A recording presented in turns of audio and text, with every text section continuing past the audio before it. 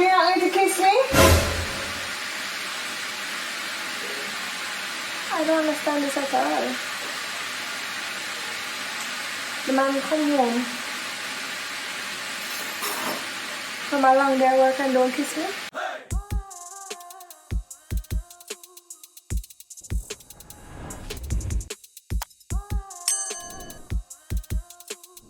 Hi guys, and welcome to my YouTube channel.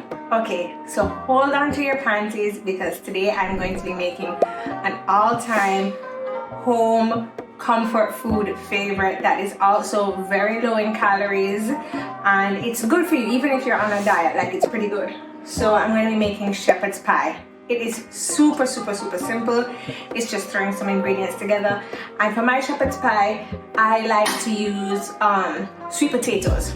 So what I have done so far is I've peeled my sweet potatoes. I am going to, oh my goodness, I haven't even turned on the stove. I swear to you. I mean, you think if I'm gonna start a cooking channel, I'd actually like be good at it, right? Anyway, whatever, I turned on the stove now. I was wondering why my water wasn't boiling though. Anyway, I have my sweet potatoes. I'm just gonna cut them up into circular rounds so that they boil faster. I'm gonna throw them in a pot with some water and I'm gonna let those go. In the meantime, I'm going to cut up my onion and my celery. Celery is optional actually, and I don't think I want to add celery. Yeah. So in the meantime, while that's going on, I'm gonna cut up my onion. Now, when you're salting your water for your sweet potatoes, right? I mean, this is my pot that I'm gonna put the sweet potatoes in. I like to salt my water because it actually helps them to cook with a little bit of flavor. Yes, and I mean, we're gonna smash the sweet potatoes anyway. 5-second rule. We're gonna crush the sweet potatoes anyway. So don't worry about shape or nothing like that. You just want to kind of cut them so that they boil a little bit quicker. Okay. So putting those in the pot and going to cut up my onion, crush some garlic, and then when those two things are done, I'll come back and show you because I don't really think you need to see me cutting up the onion. I'm cutting them up into little squares. Okay? So, alright, I'll be right back. And I'm going to wash that sweet potato that fell on the ground and I'm going to put it in my pot. Just letting you guys know because that's how it goes around here. Okay guys, I'm here and I'm back. So, the truth is I don't have a garlic press that works properly. I think I just broke it. I'm just gonna do something like this. So I'm just warming up my pan here.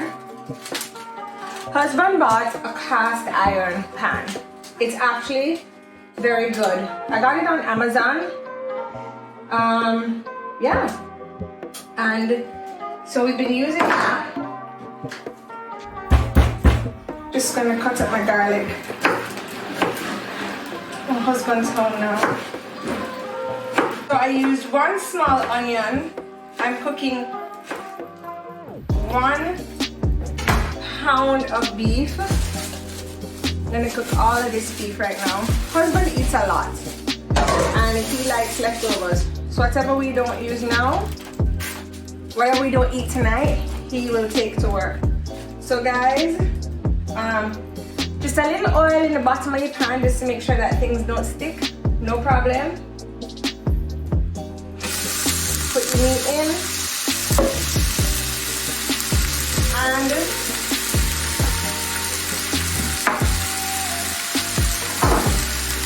put your onion and your garlic in along with the raw meat. Yeah, yeah. I know that might sound a little bit funny. I was skeptical about it too at first. I was like, don't you put the meat first and then do your onion and your garlic? No, put it in and do it over a medium heat to get it started, to get it browned up. Within its green.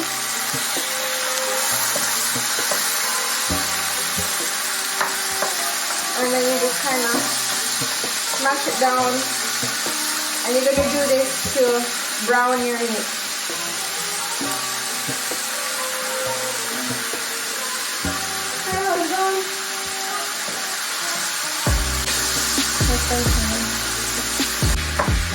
So yeah, just mashing up the meat. The onion and garlic is in there with it.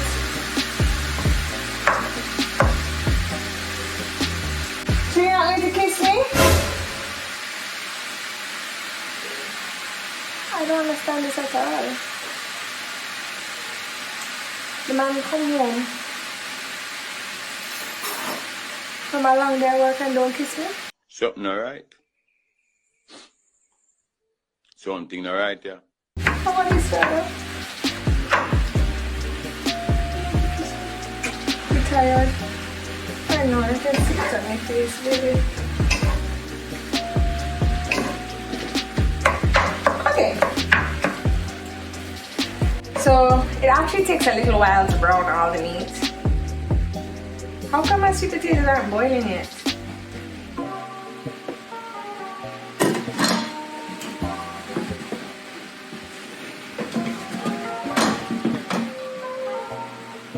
Supposed to be boiling by now. Actually takes a little while to brown the meat.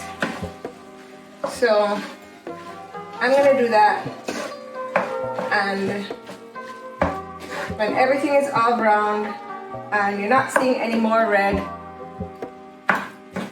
that's what you want to, that's where you want to be at. So I'm just gonna do this, and then when I reach that point I'll come back. Okay guys, so I'm back, and as you can see my meat is brown. So the next step I'm going to do is you need to put 2 tablespoons of tomato paste. It is not the same as tomato sauce, tomato paste. So when I went to the supermarket to buy tomato paste, they didn't have any of the small jars, they only had one large jar. So I bought a large jar, which means now I have to just hammer out some from its froze, and I froze it after I used it the first time. So I just have to hammer out what I think is going to be about 2 tablespoons of tomato paste. So I think a little bit more than this is 2 tablespoons. I'm going to put that in and let it melt down in there.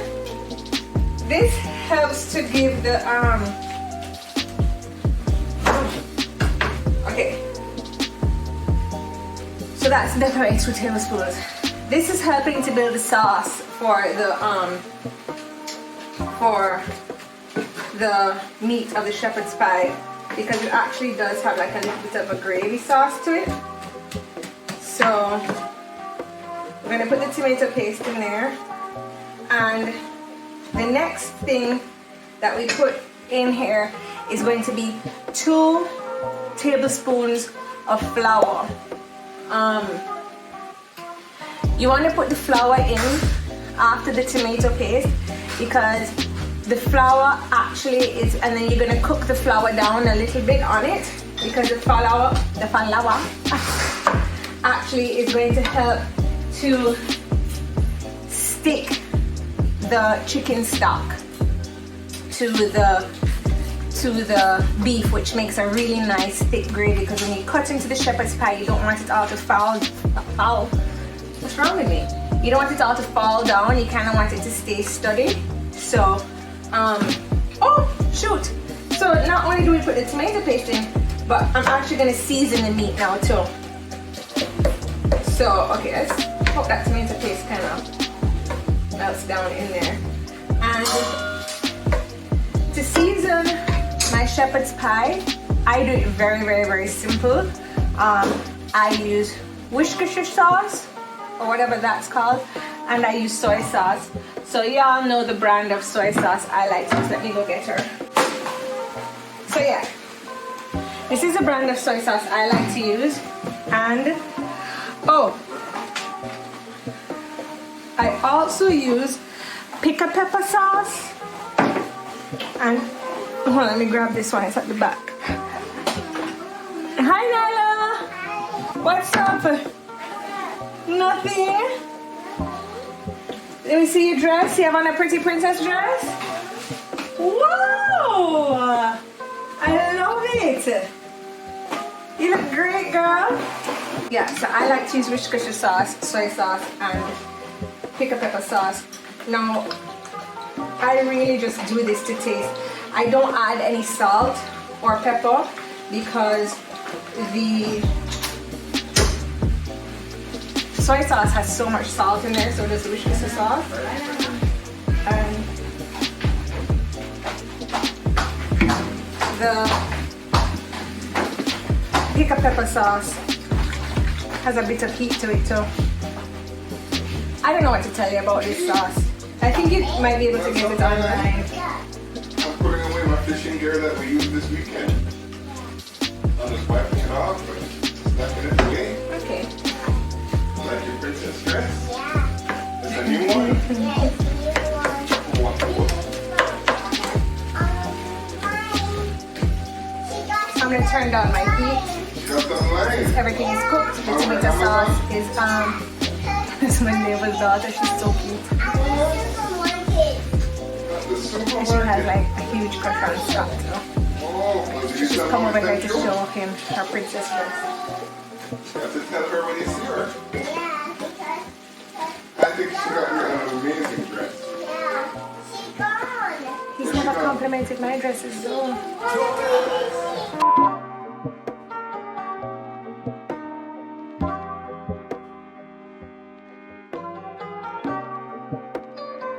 Just gonna taste it, make sure all of my flavors are come together well. Get lost at sea. And I followed up on the deep.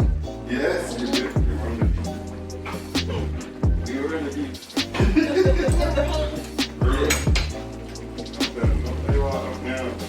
You can't tell the story. I tell you, you don't need anything else. Just these things. If you want to add a little bit more pepper, you definitely can. I'm not gonna add more pepper because I'm pregnant and spice really gets to me right now. But just these three ingredients: the soy sauce, the Worcestershire sauce, and the pickle pepper sauce. Best. So now I'm gonna tell you,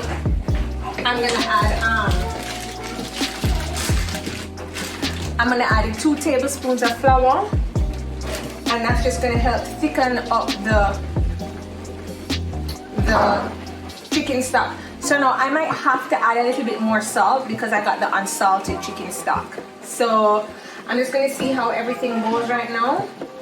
If I got the salted chicken stock, I would not have added anything else, but I got unsalted because last time I bought the salted chicken stock, my meal was so salty, and I prefer to have control over that. Okay, so let me just put this back, get my flour. So it's just all-purpose flour that I'm gonna use. My sweet potatoes are boiling away. I'm gonna wait until they boil out till they're really soft, so I don't have to do that much arm work with the mashing of them. Although if I do have a problem and I need a little bit more strength, my husband is here to help me. It's clearly a bad day, but he's not taking me out at all. So yeah, it's about 2 tablespoons, but you want it to be able to coat all of the meat. And as the flour kind of cooks down in the meat, you'll see the difference, how the meat becomes a little bit more sticking together. And you can see it was 2 large tablespoons. I wasn't like super measuring it out or anything. So this recipe I really like because you actually don't need to have a lot of ingredients for it. Also, if you're on a diet and you don't want to use flour, you can get the gluten-free flour. You can use rice flour. You can use any other type of flour that you want. As I said, it's mainly just to stick to me. I'm gonna let the flour cook off for a minute, and I'm gonna find where my bag of mixed vegetables is, because I know I had one, but I don't know if I used it. God, trust me to not have all the ingredients that I need for my cooking show. Yo, guys. Alright, soon come. So just let the flour cook down on the meat for like about a minute, and then I'll be back. So I found my mixed vegetables. They were in the drawer of the freezer. So I just get a small bag of mixed vegetables. I think this was from Rainforest. I mean, it's mixed vegetables, there's no specific brand. So this is the Chicken Basics chicken stock. I just get a small container, unsalted. I like to use a chicken stock because it adds a little bit more depth to the flavor. Water just doesn't do it for me. And yeah, the chicken stock actually is really good, because usually I'd be like, oh, no, and I would just like use a bouillon cube and water. Yes, Fix, I would use a Maggi bouillon cube and water, but I found this does better for me. And so I'm just gonna add the chicken stock, mix it around.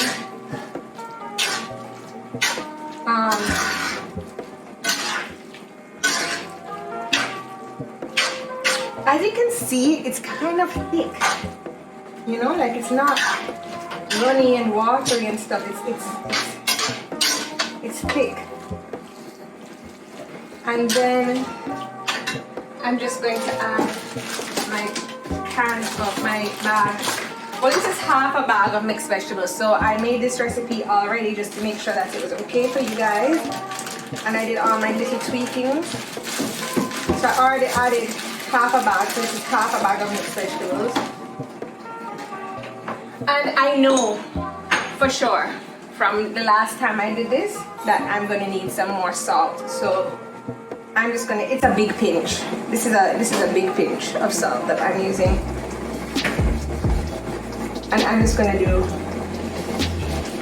2 big pinches of salt. As I said, it's because my chicken salt that I'm using is my chicken stock rather that I'm using is unsalted. Okay, mix that around, guys, and put your lid on it and let it simmer out for, I mean, you can do it for like a 10 minutes or so. I'm just going to let it simmer out, and then I'm going to switch it over and start dealing with my potatoes, which are boiling nicely now. I'm sure they've boiled out soft because I've been ignoring them for a really long time.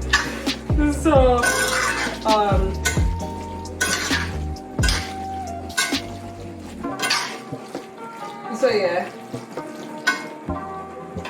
I don't think I've wiped my hands in my dress that much this episode. That wasn't a nose pick though. Perfect. That is perfect. Okay, but it's only Scott and I eating, so I can taste from the spoon and put it back. Okay, guys? Jeez, this is not a restaurant. Okay, so turning our front burner, switching that to the back, putting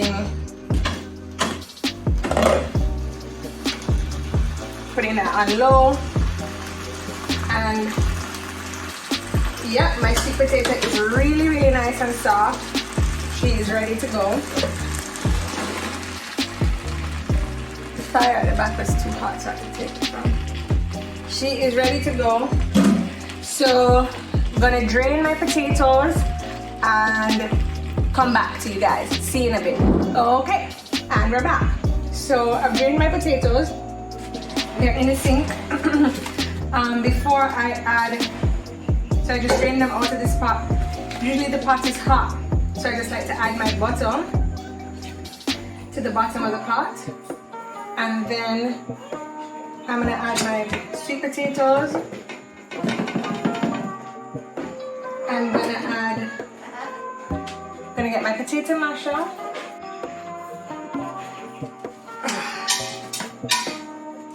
So,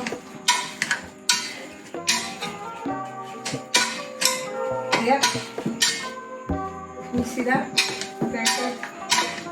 Now, I don't usually use cow's milk. I use almond milk, but I accidentally picked up a can of cow's milk. So I'm just gonna use it. Just tip a little out in there.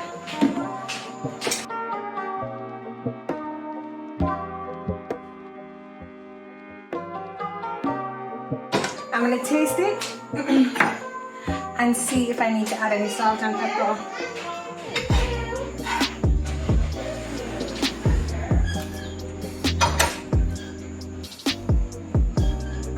It tastes really good.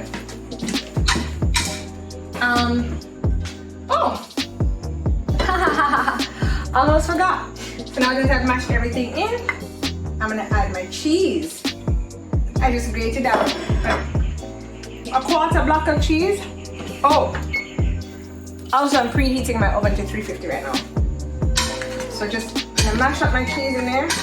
Oh, you know what I forgot to add to the shepherd's pie and I have in the fridge, which makes such a great addition? Some thyme. Thyme is such a warm herb. It adds a lot of warm flavors to it. I'm gonna do that, but let me just finish this mashed potatoes first. I'm gonna put a little bit of salt in there. The same large pinch I have done before. And I'm gonna put some fresh ground black pepper. Let me tell you something. Fresh ground black pepper makes such a difference than the regular table black pepper. I mean, I think salt is salt. I don't really taste a difference in the salts. If you're doing some fancy dish, maybe you might want to use like a Himalayan for presentation or something. But the fresh ground black pepper, no man. For this recipe, I like to usually get my potatoes pretty creamy. If you're having a problem getting your potatoes pretty creamy, just, I'm stressed out. Tired from crushing potatoes. If your potatoes need to be more creamy and smooth, just add a little bit more milk. Guys, don't put too much milk at first, because if you put too much, you'll get like a soup. So you can always add more. You know what I mean?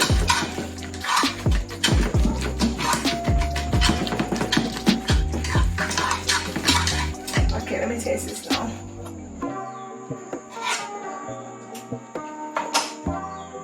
That's perfect. It's absolutely perfect. Just had to do that. Okay, so what I'm gonna do now is I'm just gonna put together my shepherd's pie.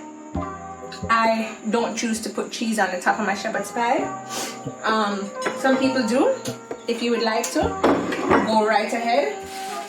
I don't choose to. As I said before in one of my videos, I'm not like a super cheesy person. So yeah, let's put the shepherd's pie together. Oh, actually, this is something that's so great about this cast iron pan that husband bought. I'm actually gonna just put my potatoes on top of here for my shepherd's pie, so that it's just been simmering down, so it's hot.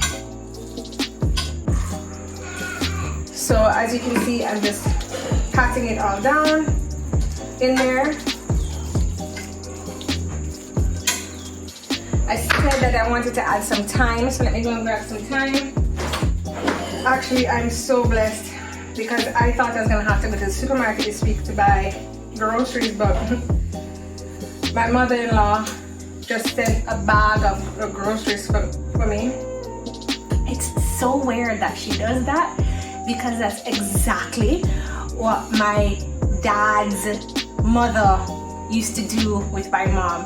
Grandma Peggy used to send a bag of groceries for mommy all the time. And we used to call it shopping at the P&E because her name was Peggy and grandpa's name was Edgar. So it's really hilarious to me that Joan does the same thing to me. It's like tradition lives on. I don't know. But I'm always so grateful for it. I must remember to message her and tell her thank you. But isn't that strange? Like my mom's mother-in-law did it and now my mother-in-law does it. It's so funny to me. But yeah. These little traditions that we have in shopping at the P&E. Now I'm shopping at the J&J. How sweet. Yeah, so she sent this bag, like onions. She said, I think there's a pine in there, there's a watermelon. I know, one time she also sent like radishes. No, turnips. I was like, who eats turnips? I didn't know what to do with them, to be honest with you. But I really appreciate every time she sends a bag. Alright.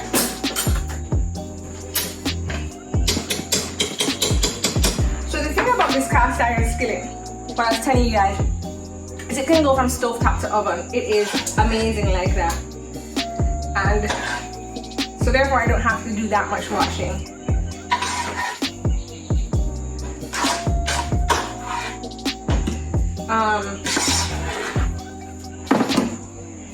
Just put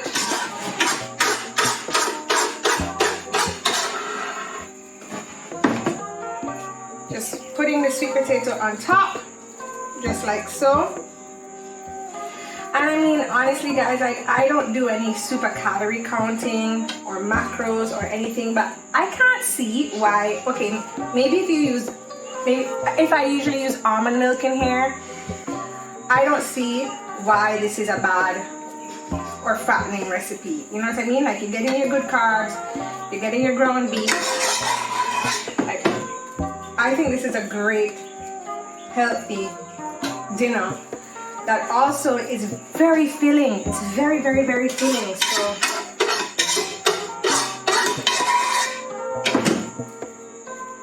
okay, that's it. If you want to be fancy and put some fork work on top, good for you. Nobody else is going to see that by the time Scott gets to this and mash it up. So I'm just going to put a little paprika on top.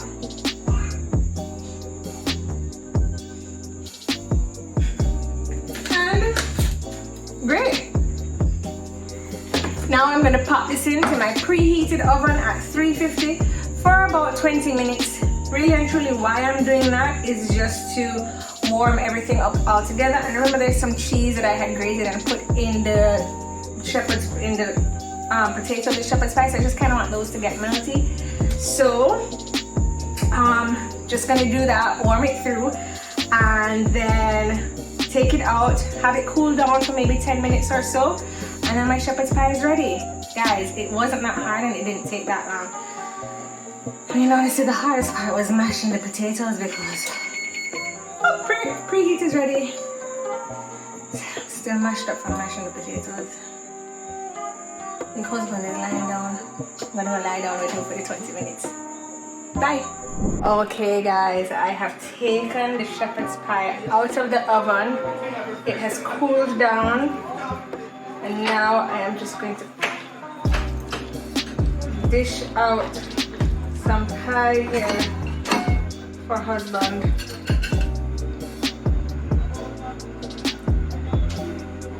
You see how the meat stays with the potatoes? That's what I was talking about, that you don't want it to get so runny and all over the plate. This is perfect. Husband is eagerly awaiting his din din. And cutie? I love him.